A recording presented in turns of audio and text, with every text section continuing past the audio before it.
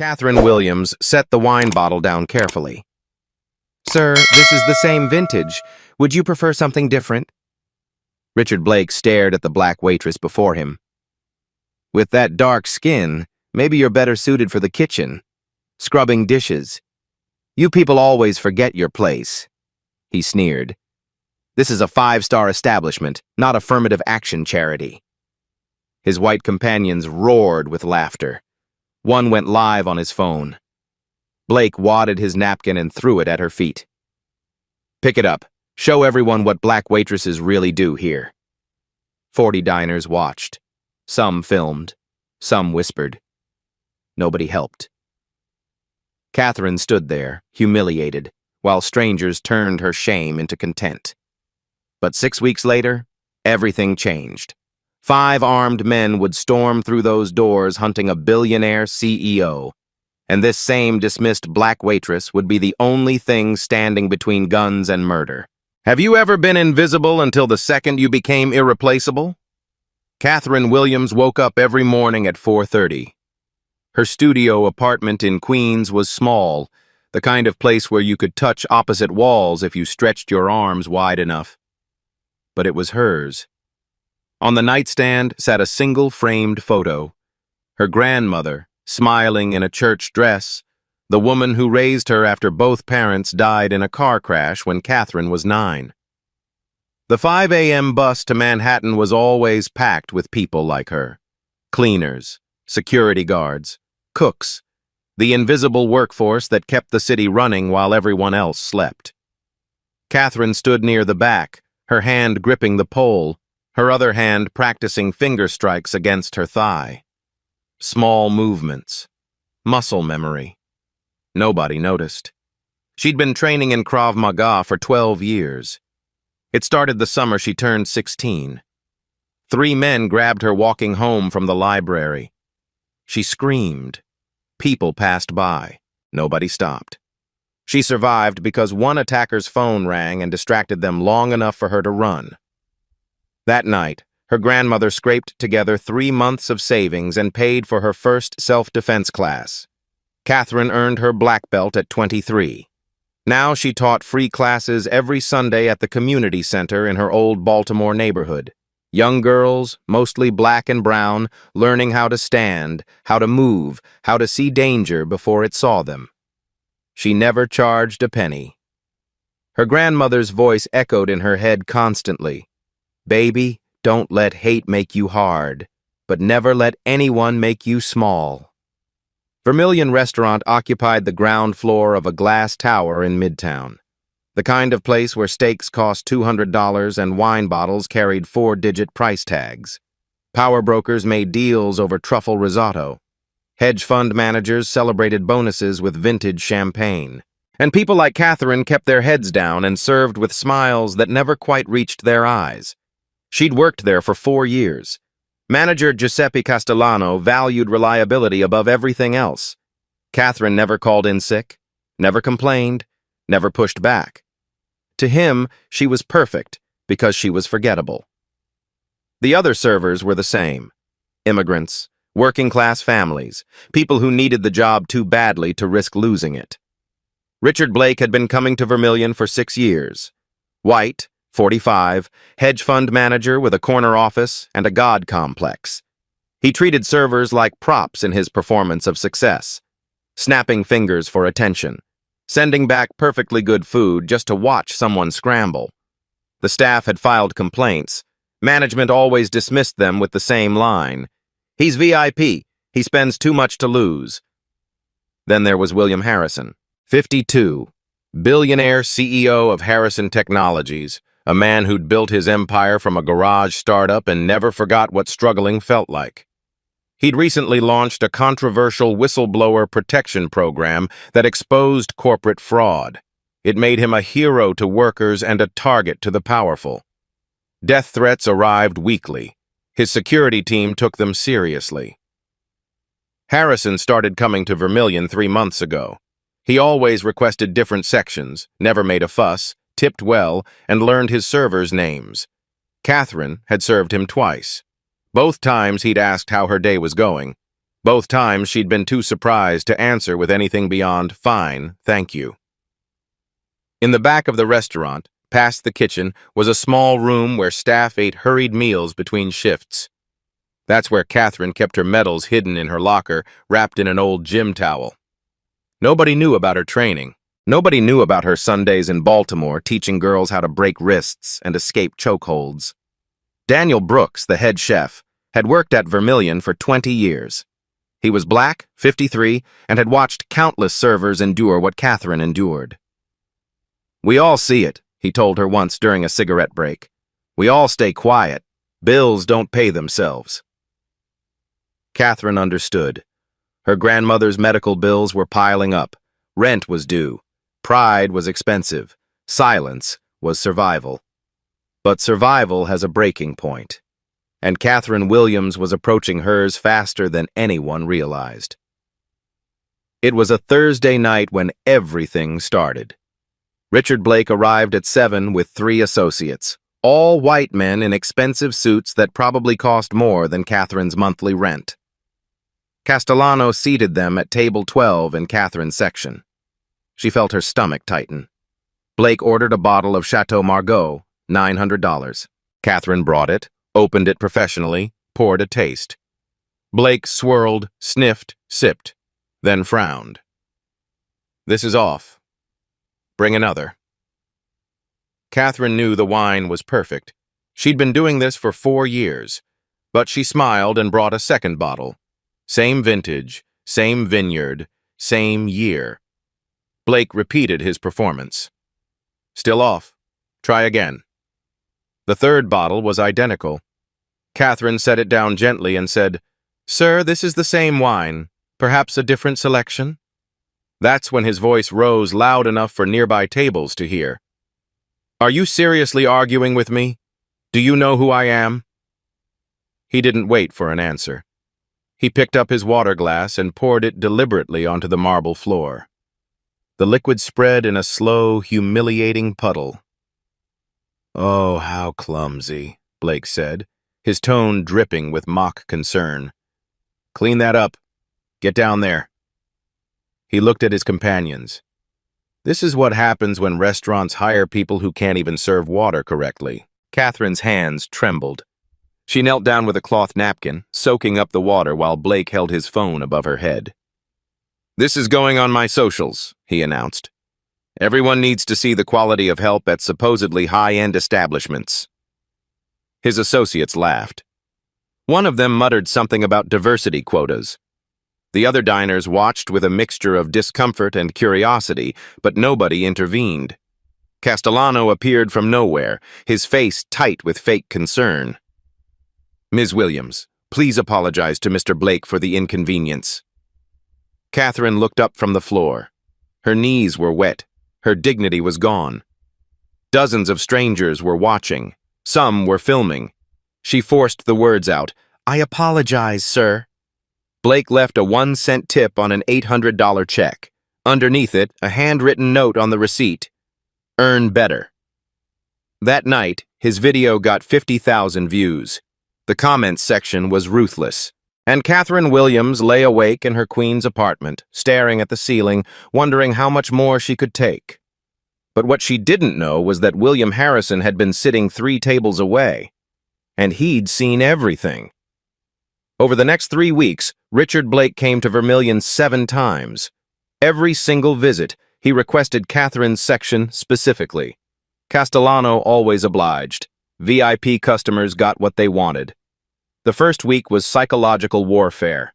Blake would accidentally move his chair just as Catherine walked by, causing her to stumble. Her tray would wobble.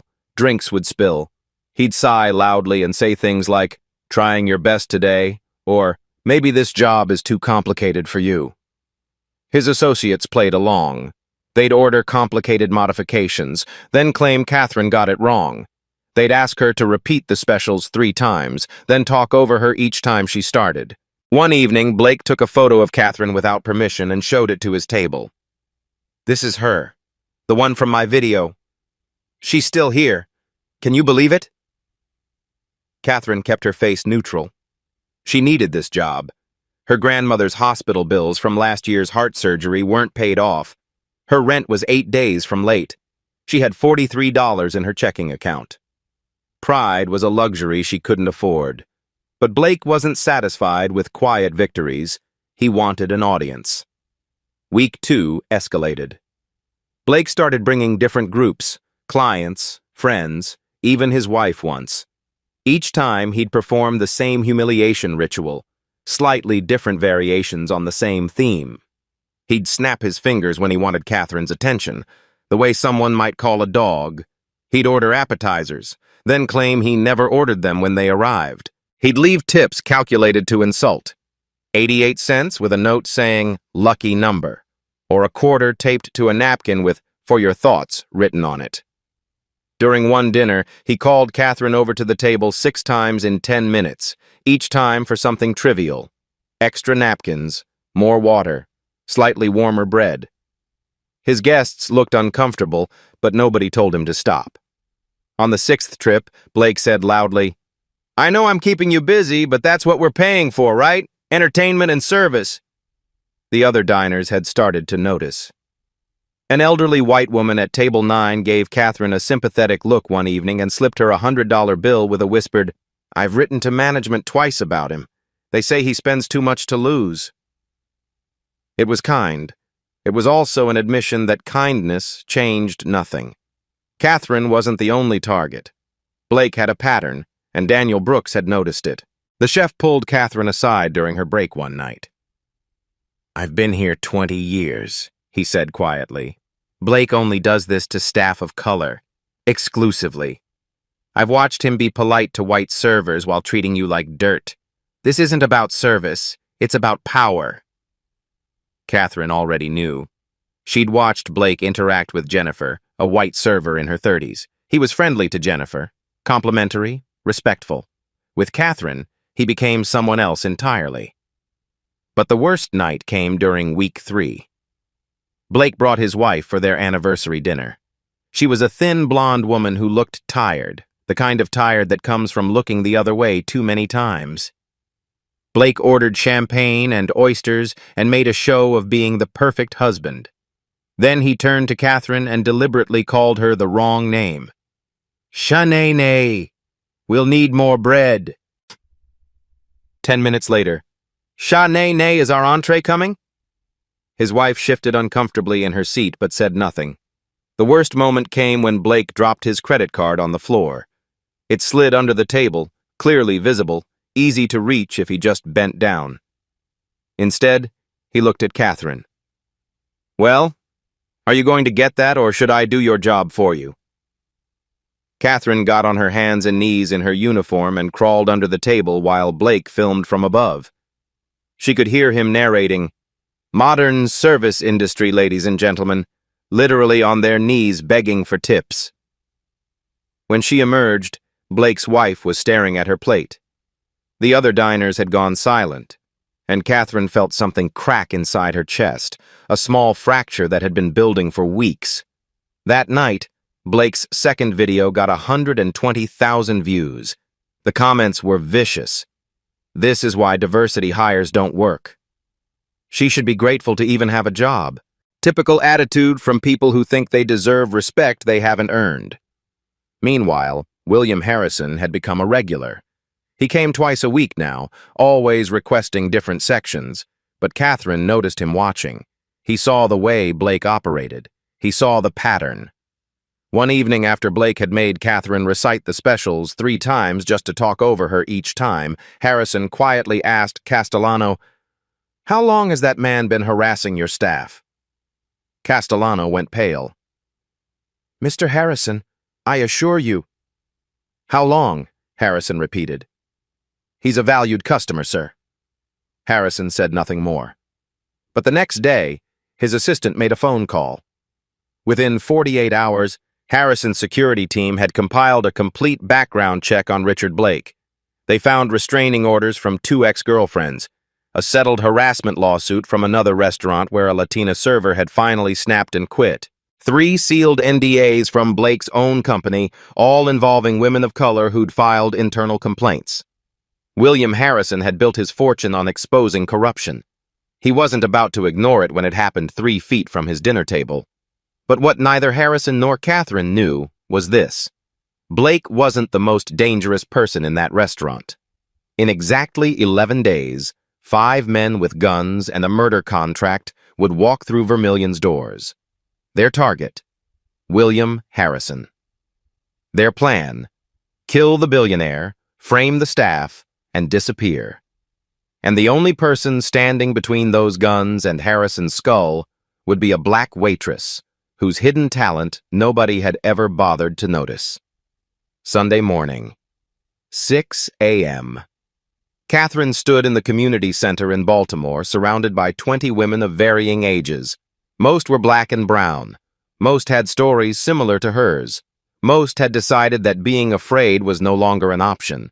"Your power isn't in fighting," Catherine told them, demonstrating a defensive stance. "Your power is in seeing danger before it sees you. Awareness is everything." A 12-year-old girl in the front row raised her hand. "But what if you can't avoid it? What if the bad thing happens anyway?" Catherine paused. The question hung in the air like smoke. She thought about Blake's phone camera, about crawling on the floor, about 50,000 strangers laughing at her pain. "Then you make sure you're the one still standing when it's over," she said quietly. "You practice until your body knows what to do when your mind is too scared to think. You train until the response is automatic." After class, Maria, her co-worker from Vermilion, pulled her aside. They'd been planning for 2 days now. A simple strategy: document everything. If Blake harassed Catherine again, Maria would witness it, record if possible, create an undeniable paper trail. "Next time he tries something, we fight back the legal way," Maria said. Catherine nodded, but there was a darkness in her chest that Maria couldn't see. Catherine had already started reviewing the restaurant's security camera blind spots. She'd already practiced de-escalation scripts in her bathroom mirror.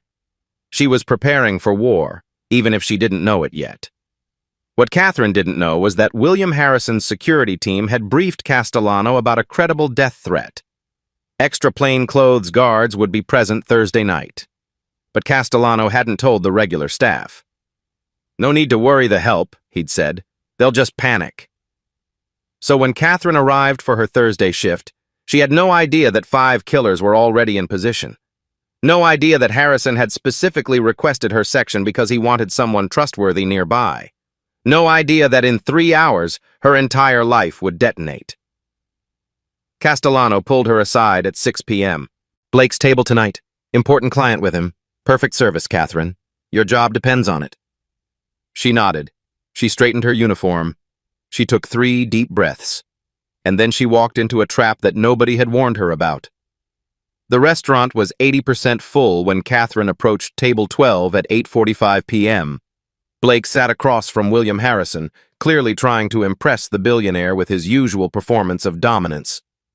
Harrison's face was unreadable. Blake was in the middle of complaining about the temperature of his soup when the front door opened. A man in a dark suit entered. Then another. Then 3 more, spreading out through the restaurant with military precision. Catherine's training kicked in before her conscious mind caught up. Wrong movement, wrong spacing, wrong intent. At 9:02 p.m., the first gun came out. Man number 1 near the entrance pulled a pistol and pointed it directly at William Harrison's head. "Nobody move! Everyone stay in your seats!" The restaurant erupted. Screaming, chairs scraping, someone's wine glass shattered on marble. Blake went white, frozen in his chair like a statue. But Catherine's body had already shifted into a different state. Time didn't slow down. It sharpened. Every detail became critical. Man number 2 was advancing from behind Harrison, gun raised. Catherine was 6 feet away, holding a tray of dirty dishes. Her brain calculated angles, distances, timing. The tray was metal reinforced at the edges, heavy, 12 pounds with the plates. She moved. The tray's edge caught man number 2's wrist at full force. Bone cracked. The gun flew sideways, clattering under a table. Catherine didn't stop moving. Her elbow snapped into his throat, a precise strike that collapsed his airway just enough to drop him without killing him. He went down hard, gasping. 3 seconds had passed. Man number 1 spun toward Catherine, redirecting his weapon. She grabbed man number 2's jacket as he fell and used his body weight as a shield, swinging him between herself and the gun. The brief obstruction bought her 1 second. She kicked a wine bottle off a nearby table. It flew end over end and struck man number 1 directly in the face. Glass exploded. He staggered backward, blood pouring from his nose. A phone appeared from somewhere in the crowd. Shaky footage, vertical video, but recording everything. Man number 3 charged from the bar area. Big guy, 220 at least, moving fast. Catherine sidestepped at the last possible moment and used his momentum against him. She grabbed his wrist mid-swing and redirected him straight into the wall. His head struck plaster with a sick thud. Before he could recover, she executed a joint lock she'd practiced 10,000 times in the community center. His wrist bent at an unnatural angle. The gun dropped. She kicked it away. 8 seconds total. Man number 4 came from behind, arms wrapping around her chest in a bear hug. Classic rear choke attempt. Catherine dropped her full weight instantly, making herself dead weight in his arms. Then she snapped her head backward. The back of her skull connected with his nose. Crunch. His grip loosened. She stomped down hard on his instep with her heel, felt bones give way, and twisted free as he howled in pain. 12 seconds. The restaurant was chaos now, people screaming, crawling under tables, running for exits. Blake had disappeared entirely beneath table 12, curled in a fetal position, his expensive suit jacket pulled over his head. Someone's phone captured that too. Man number 5, the leader, had a clear shot at Harrison now. But Catherine was already moving, positioning herself directly in the line of fire. She met the leader's eyes. No fear, no hesitation, just cold calculation. "You want him," Catherine said, her voice steady despite her racing heart. "You go through me." The leader hesitated. Fatal mistake. That 1-second pause gave the plainclothes security officers time to finally react, drawing their own weapons, shouting commands. Catherine saw them moving in her peripheral vision and dove left, hitting the ground as security tackled the leader from 3 directions. 15 seconds from first gun to final threat neutralized. Catherine stood up slowly. Her uniform was torn. Her hands were shaking with adrenaline, but her face was calm. She looked down at William Harrison, who sat frozen in his chair, eyes wide with shock. "Are you hurt?" she asked. Harrison couldn't speak. He just shook his head. Police flooded in, weapons drawn, shouting commands. The 5 men were all on the ground, disarmed, groaning. None dead, none with life-threatening injuries. Catherine had been precise, efficient, surgical. Under table 12, Blake emerged slowly, his hair disheveled, his face pale. His phone was still in his hand. He'd been filming himself hiding. That footage would leak within the hour. Castellano pushed through the crowd, staring at Catherine like he'd never seen her before. You know martial arts?" Catherine didn't answer. She was checking the 5 men systematically, making sure none had backup weapons, her training still running on autopilot. Outside, the first news van was already pulling up. Inside, at least 8 different people had captured footage from different angles. The video quality was poor, shaky, but the content was undeniable. A black waitress in a vermilion uniform taking down 5 armed men in under 20 seconds, while everyone else panicked. By 9:30 p.m., the first video hit Twitter. By 10 p.m., it had 50,000 views. By midnight, 10 million. The hashtag #WaitressHero was trending worldwide. News stations played it on loop. Social media exploded with frame-by-frame analysis. "Did you see how she moved? That's not luck, that's training. Who is she? How did nobody know she could do this?"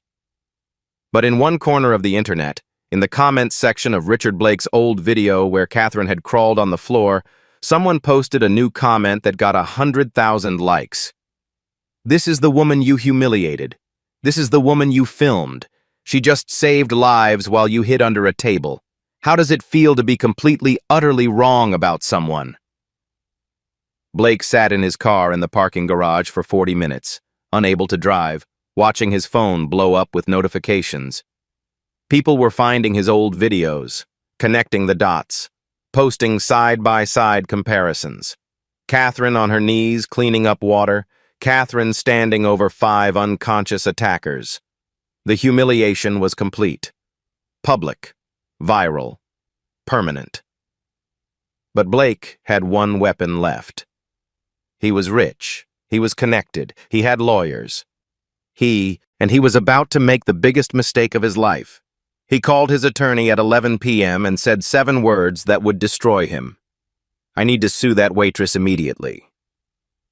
72 hours after the attack, Richard Blake filed a lawsuit. The claim, Catherine Williams had a documented history of violent, aggressive behavior toward customers. He submitted edited video footage spanning 3 months, showing confrontations with all context carefully removed.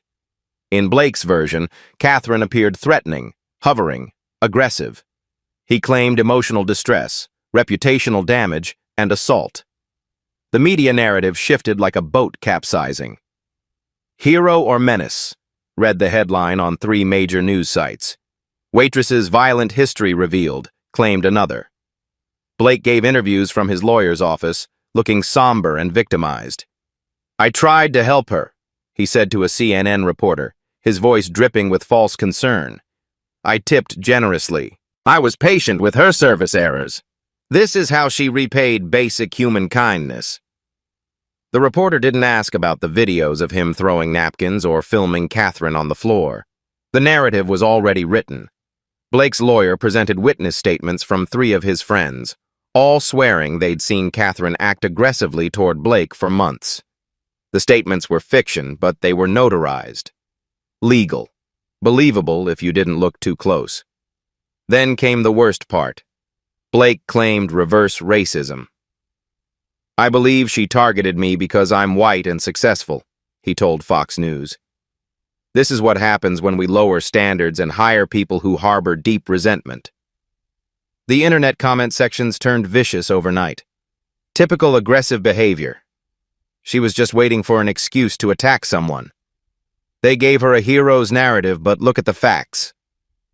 Thousands of people who'd celebrated her 3 days ago now questioned everything. Vermilion suspended Catherine pending investigation. No pay, no health insurance, just a letter from Castellano saying, until this matter is resolved, we cannot have you representing our establishment. Catherine sat in her apartment with a public defender who looked exhausted before the meeting even started. I'm handling 87 cases, he told her honestly. I'll do my best, but Blake has resources we can't match. Her savings drained in a week. Rent came due. The community center called and gently suggested she take a break from teaching until the situation clears up. Parents were concerned. Liability issues. Catherine understood, but it still felt like a door slamming. The worst call came on day 6. Her grandmother had been hospitalized again, heart palpitations brought on by stress. The doctors said she'd seen the news, read the comments, couldn't handle seeing her granddaughter destroyed in public. Maria stopped returning Catherine's texts. Later, through a mutual friend, Catherine learned why. Management had told Maria she'd be fired immediately if she testified in Catherine's favor. Maria had 3 kids and a mortgage. Catherine didn't blame her. The system was designed to make sure people like them never fought back. Meanwhile, Blake was winning. His PR team had crafted a perfect victim narrative. He appeared on podcasts talking about cancel culture and rushing to judgment. He posted on social media about learning to forgive and hoping Ms. Williams gets the help she needs. Every post got thousands of supportive comments. His strategy was simple. Bankrupt Catherine, destroy her reputation, make sure she never worked in the service industry again. Blake wasn't just defending himself, he was punishing her for making him look weak. In his POV, sitting in his lawyer's office, Blake felt justified. She embarrassed me, he told his attorney. Made me look like a coward in front of millions. She needs to learn there are consequences for making people like me look bad. His lawyer nodded. They didn't need truth.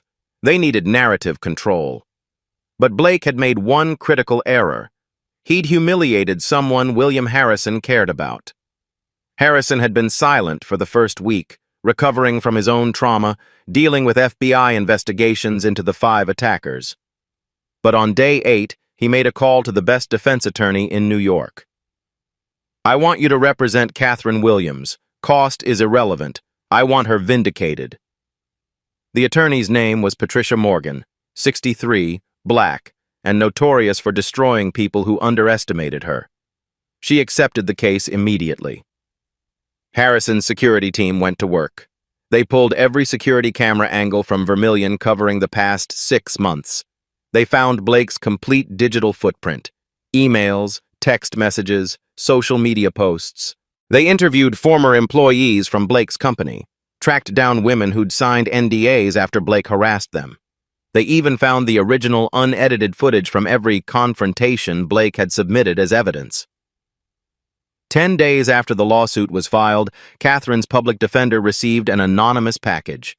Inside, a USB drive containing 53 video files, 18 sworn statements, and a complete financial audit showing Blake's company had paid 6 women over $400,000 total to stay silent about his behavior. The preliminary hearing happened on day 12.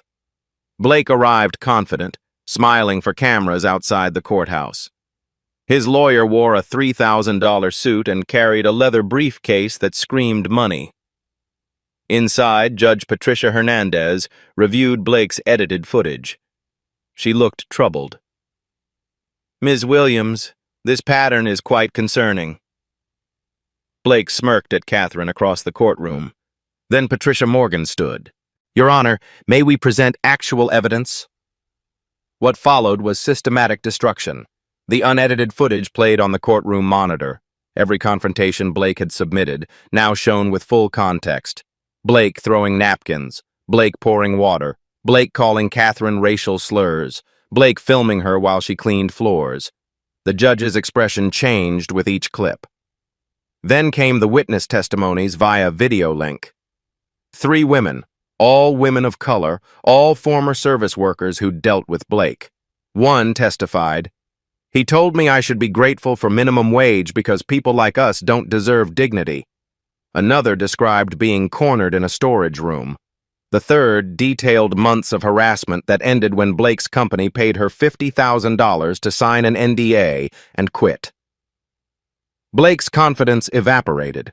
His lawyer kept whispering urgently in his ear, clearly blindsided by evidence he'd never seen. Patricia Morgan then presented communications between Blake and his friends, showing them coordinating false witness statements.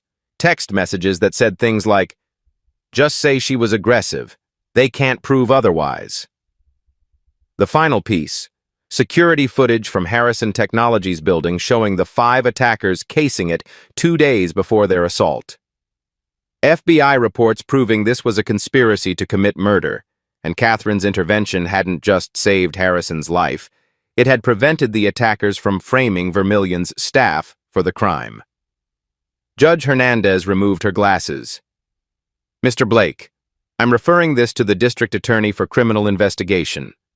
Charges include harassment, perjury, witness tampering, and conspiracy to obstruct justice. Blake tried to leave. The judge's voice cut through the courtroom. Mr. Blake, sit down, now. His wife stood from the gallery, removed her wedding ring, placed it on the bench beside her, and walked out without looking back. Someone filmed it. That video got 5 million views. Outside the courthouse, reporters swarmed Catherine. She was exhausted, overwhelmed, but vindicated. Patricia Morgan stepped in front of the cameras. Ms. Williams has been completely exonerated. The real criminal is Richard Blake, and justice will be served. But the prosecutor approached Catherine before she could leave, her expression serious. Ms. Williams, we need you to testify about your use of force. Some are arguing that 5 men, while armed, didn't justify your level of response. We need to be thorough. Catherine's vindication wasn't complete yet. One more battle remained. The use of force hearing wasn't a criminal trial, but it felt like one. Catherine sat at a table facing a panel of 3 reviewers, a judge, a police violence expert, and a community representative. The question on the table: had Catherine Williams used excessive force when confronting 5 armed men? The prosecution's expert witness, Dr. Raymond Foster, was a white man in his 60s with credentials from MIT and Yale. He'd analyzed the footage frame by frame. Ms. Williams had multiple opportunities to retreat, he testified, pointing to a freeze-frame projection. Security was present. Other civilians escaped. She chose to engage. He clicked to another frame. These strikes, he gestured to Catherine's elbow hitting man number 2's throat, are designed to incapacitate or kill. Ms. Williams has 12 years of training in a combat system. She knew exactly how much damage she could inflict. The implication hung in the air. Was Catherine a hero or someone who'd been waiting for an excuse to hurt people? Then Richard Blake took the stand. Despite facing his own criminal charges, he was permitted to testify. He'd cleaned up nicely, wearing a modest suit instead of his usual flashy designer clothes. He looked humbled, repentant, a man who'd learned from mistakes. I admit I treated Ms. Williams poorly, Blake said, his voice carefully modulated. I was wrong, and I've apologized. But that doesn't change the fact that she's been trained in violent techniques for over a decade. Those men were armed, yes, but was it necessary to break bones? To render them unconscious? Couldn't she have simply waited for security? He leaned forward, playing to the panel. I'm asking the question everyone's afraid to ask. Should people trained to hurt others be allowed to serve food in crowded restaurants? What happens when someone with that much training loses control? Several people in the gallery nodded. Blake's lawyer had coached him perfectly. He wasn't denying his own guilt. He was redirecting focus onto Catherine's capacity for violence. Then it was Catherine's turn. She walked to the stand slowly, feeling every eye in the room on her. The prosecutor, a sharp woman named Jennifer Washington, began gently. Ms. Williams, why didn't you hide like other staff members? Because I saw a man about to die, Catherine said quietly. You could have called for help. Let security handle it. There wasn't time. Security was seconds away from responding. Mr. Harrison had seconds left to live. But you're trained to kill, aren't you? Catherine felt the trap closing. I'm trained to protect. There's a difference. Is there? The prosecutor clicked to a slow-motion replay of Catherine's strikes. You broke one man's wrist, fractured another's nose, caused a concussion. That's not protection, Ms. Williams. That's violence. Catherine's composure cracked slightly. Her voice rose. You think I wanted to watch people die? You think I wanted nightmares? You think I wanted to see my grandmother in a hospital bed crying because strangers call me a thug on the internet? The room went silent. The prosecutor softened her tone, but pressed forward. 5 armed men, Ms. Williams. You took down 5 armed men in under 20 seconds. Doesn't that seem convenient? Like maybe some part of you wanted this to happen? Catherine stared at her. Convenient? I've spent 3 weeks being called a violent criminal. I lost my job, my savings, my reputation. People I thought were friends abandoned me. My grandmother almost died from stress. You think any of that was convenient? Patricia Morgan stood for the defense. Ms. Williams, tell the panel why you started training. Catherine took a breath. When I was 16, I was attacked walking home from the library. 3 men. I screamed for help. People passed by. Nobody stopped. I survived because one of their phones rang and distracted them long enough for me to run. Her voice was steady now, clear. That night, I decided I would never be helpless again. And what do you teach at the community center? Self-defense? Awareness? How to recognize danger? How to create distance? How to escape? Catherine looked directly at the panel. I don't teach people to hurt others. I teach them how not to be victims. Then why such devastating strikes during the restaurant incident? Because hesitation kills. Because I had one chance to stop each threat before they killed someone.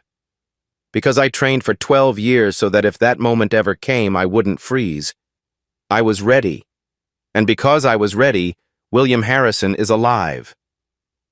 Patricia Morgan presented her key witness, Commander Robert Stevens, a decorated police officer with 30 years in SWAT. He'd reviewed every angle of footage. Ms. Williams' actions were textbook defensive tactics, he testified. Every strike was disabling, not lethal. Man number 2 was conscious, unharmed beyond a bruised wrist. She could have crushed his throat. She didn't. She could have snapped his neck. She didn't. He walked the panel through each engagement. Watch her positioning. She's always creating barriers between herself and firearms. She's using minimal force necessary to neutralize threats.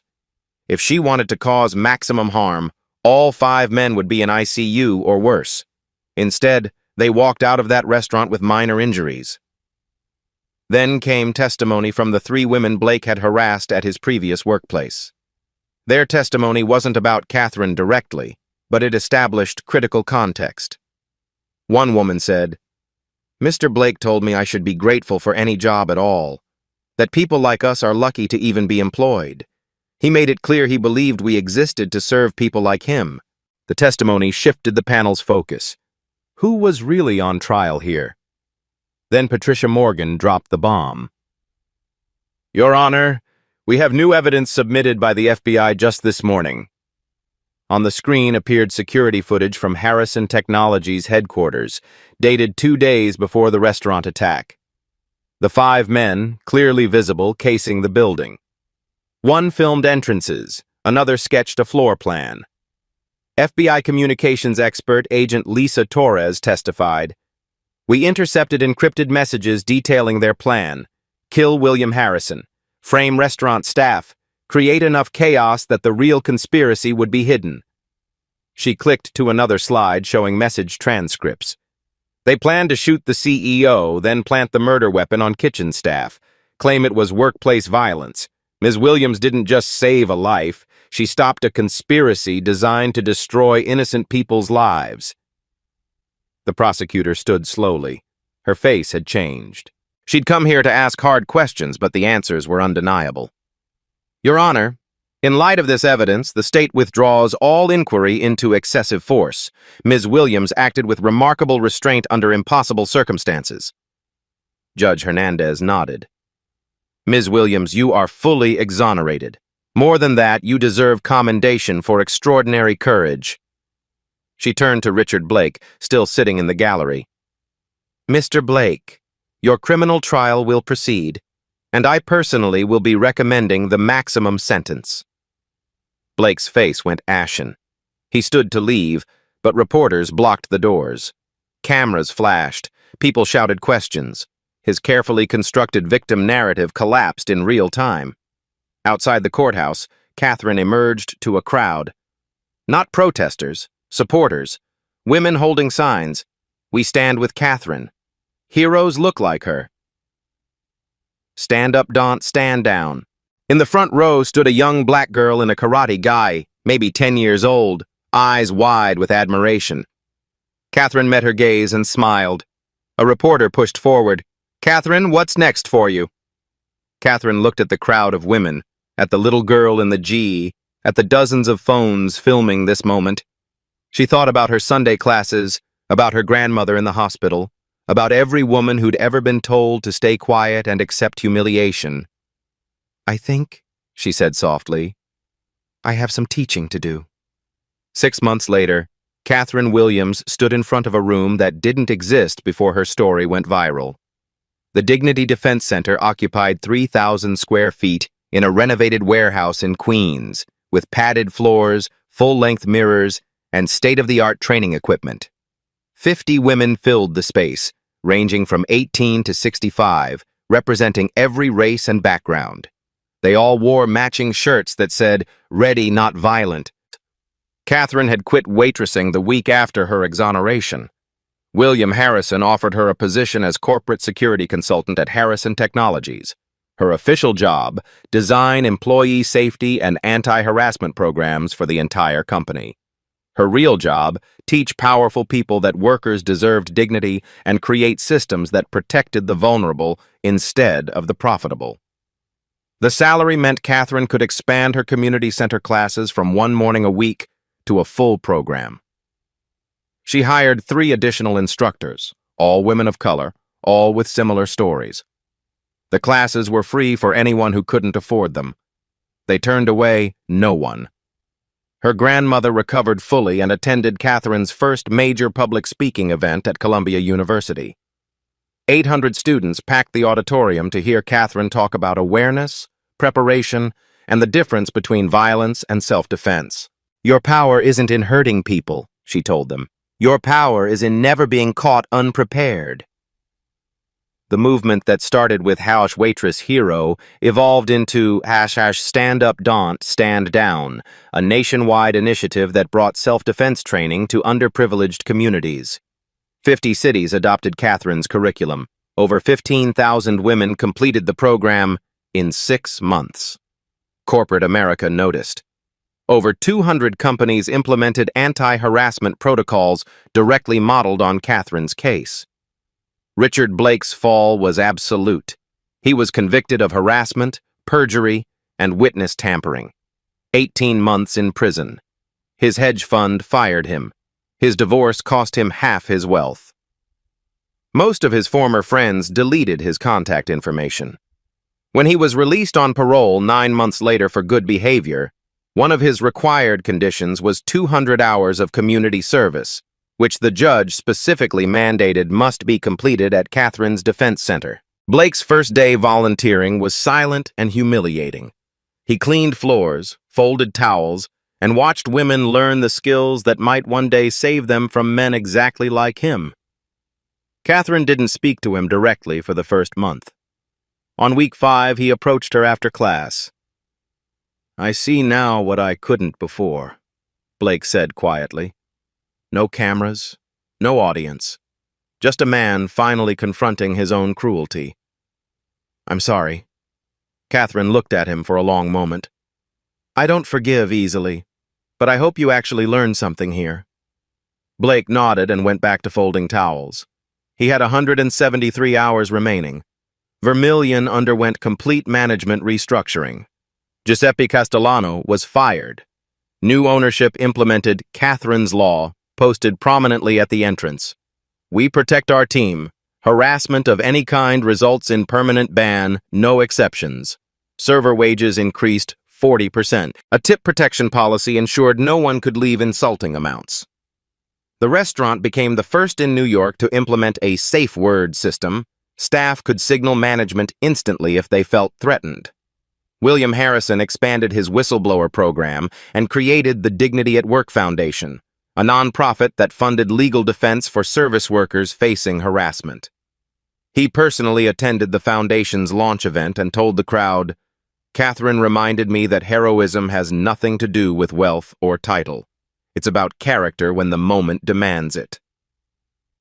The 5 attackers all received significant prison sentences. Catherine testified at their trial with the same precision she'd shown during the fight. Factual, fair, no embellishment.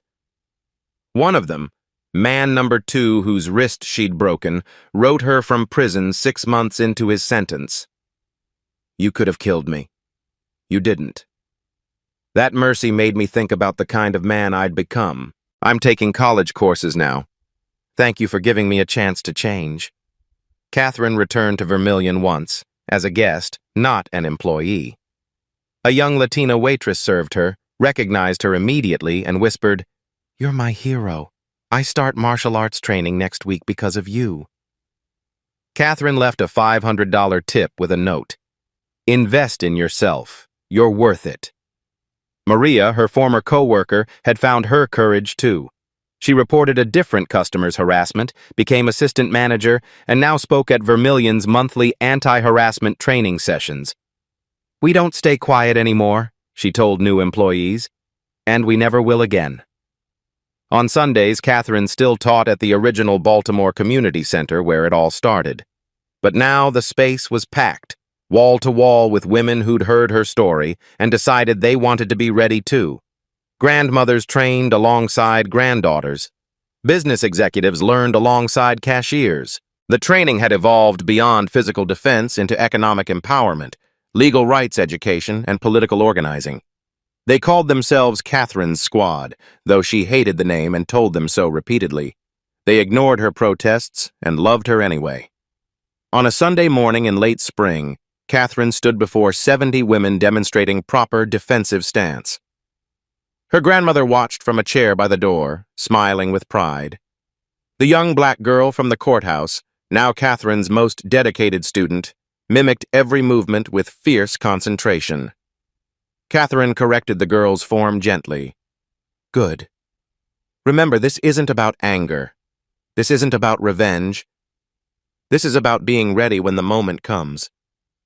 The girl nodded seriously, then asked, Will I ever be as good as you? Catherine smiled. You'll be better. Because you started younger, and you won't have to learn the hard way like I did. After class, Catherine stood outside watching her students leave, carrying themselves differently now. Shoulders back, eyes alert, confident without being aggressive.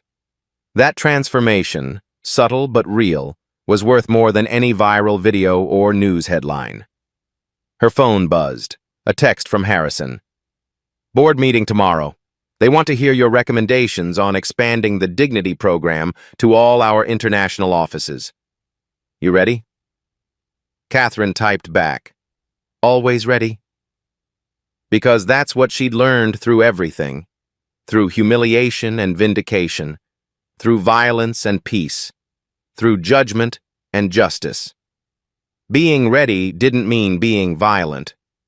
Being ready meant never being caught unprepared when the moment demanded courage. And moments always came, for everyone. The only question was whether you'd be ready to meet them. 1 year after 5 armed men walked into Vermilion hunting for a billionaire, Catherine Williams's story had become something bigger than her. It had become a case study, a movement, a warning, and a promise. 3 months post-incident, Catherine was invited to testify before a congressional hearing on workplace harassment. She wore a simple suit, sat before microphones and senators, and spoke for 20 minutes about what it meant to be invisible until violence made you visible. Her testimony led directly to the Service Worker Protection Act, a bill that made customer harassment of service workers a criminal offense, not just grounds for being banned from an establishment.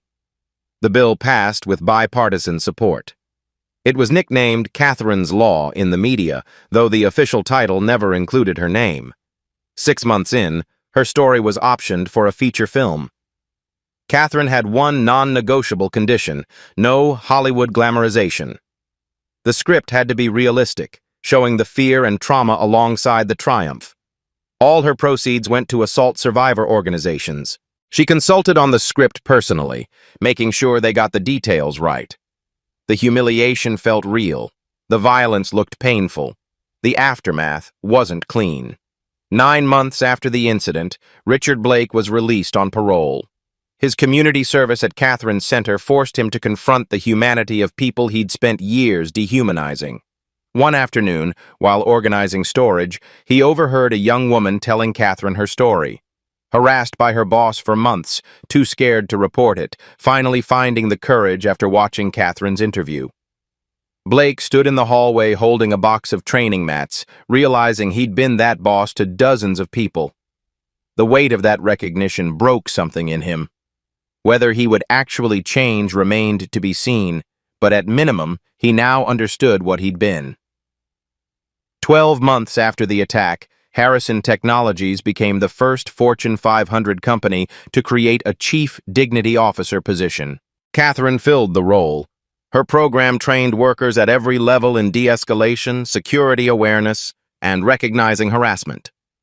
Within 6 months, company harassment complaints dropped 73%.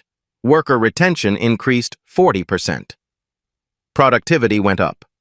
Other companies noticed. 23 Fortune 500 companies adopted variations of Catherine's model within the year. Internationally, Catherine's story resonated in unexpected ways. In Mexico, #Soy Fuerte, I am strong, trended after a waitress in Guadalajara used skills learned from Catherine's viral videos to stop an assault in her restaurant. In France, #Je résiste, I resist, became a rallying cry for service workers organizing against harassment. In China, women shared her story, despite internet censorship, using coded language. The waitress who was ready. UNESCO invited Catherine to Geneva to present a case study on grassroots empowerment. Self-defense training became standard in corporate onboarding at major companies worldwide.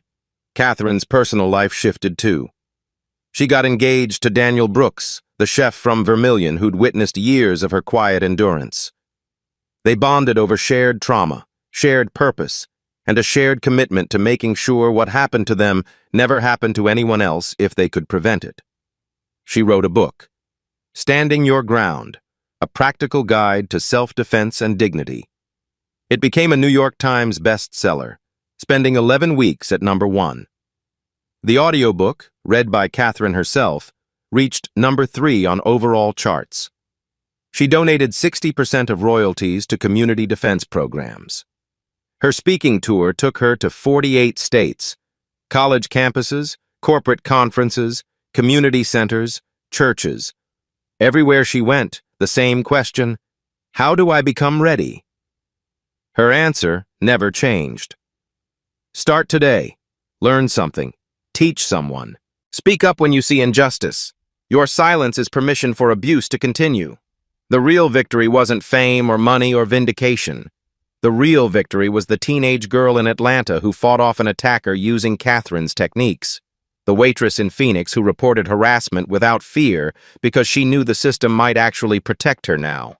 The mother in Chicago who taught her daughter, you don't have to accept disrespect. Ever. Culture was shifting. Slowly, imperfectly, but shifting nonetheless. From endure to resist. From accept to report. From invisible to visible. Catherine's original students now taught their own classes. 3 had opened their own training centers. 5 had become security consultants. 1 joined the FBI. They carried the message forward, multiplying impact exponentially. William Harrison remained a lifelong friend and became godfather to Catherine's future children, a role he took seriously. He attended every major event in her life, not because cameras were present, but because he genuinely cared about the woman who'd saved him. The former prosecutor who'd questioned Catherine's use of force wrote an op-ed titled, I Was Wrong About Catherine Williams. It went viral. She used her platform to advocate for better training in recognizing the difference between aggression and self-defense, between violence and protection. Even some of Blake's former friends reached out privately with variations of the same message. We were complicit. We're trying to change. We're sorry. Catherine accepted some apologies, rejected others, trusted her instincts on who meant it and who just wanted absolution. Now here's what Catherine wants you to do. First, if you've been harassed, bullied, or diminished, understand this. It's not your fault, but your response is your power. You get to decide whether you stay silent or speak up. Neither choice is wrong, but one creates change. Second, learn something that makes you feel capable. Martial arts, legal rights, public speaking, coding, anything that shifts your relationship with your own power. Competence breeds confidence. Third, teach someone. Share your knowledge. Share your story. Power multiplies when it's given away. One person teaching 10 people creates 100 teachers eventually. Fourth, speak up when you witness injustice. Don't look away. Don't assume someone else will handle it. Your voice matters. Your witness matters. Silence is how abuse stays normalized. Fifth, comment below. What's your moment? When did you decide to stand up? When did you realize you were stronger than you thought? Your story matters. Someone needs to hear it. Tag someone who inspires you to be braver. Share this if you believe workers deserve dignity. Subscribe for more stories of everyday people doing extraordinary things when the moment demands it. Catherine's final words, spoken at her most recent training session, captured everything. People ask if I regret that night. Never. I regret that I had to. I regret a world where servers expect abuse, where workers stay silent, where bullies win because good people wait for permission to act. I'm not a hero. I'm a woman who practiced, who prepared, who decided that when the moment came, I'd be ready. We all have that moment. Maybe it's physical. Maybe it's standing up in a meeting. Maybe it's saying no when someone demands your dignity. The question isn't if your moment will come. The question is, will you be ready? The camera pulls back from Catherine standing in her training center, surrounded by women of all ages practicing defensive stances. The morning sun streams through high windows. Their movements are synchronized, confident, powerful. Freeze frame on Catherine's face. Calm, peaceful, strong. Her voice continues. Have you ever realized that the person you've been waiting for to save you was you all along? The screen fades to black. White text appears. Dedicated to every worker who's been invisible. We see you. We stand with you. A resource list scrolls. National Domestic Violence Hotline. RAIN. Local self-defense programs. Workers' rights organizations. Legal aid services. The music swells, hopeful and stirring, then fades to silence.